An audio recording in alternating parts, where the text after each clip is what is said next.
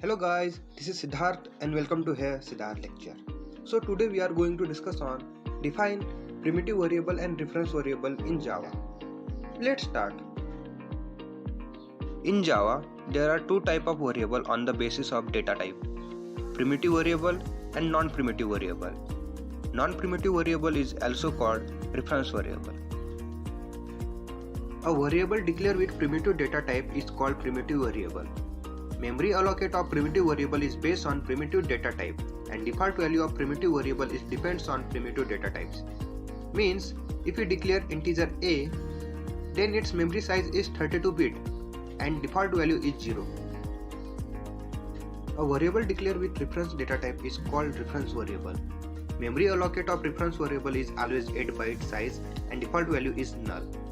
Means if we declare string name, then its memory size is 8 byte and default value is null.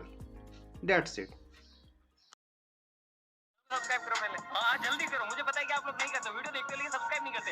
Lal colour का button नहीं से दबाओ, जल्दी दबाओ, जल्दी दबाओ, फिर मैं शुरू करूँ। दबा दो जल्दी, दबा दिया, घंटी भी दबा देना, ठीक है।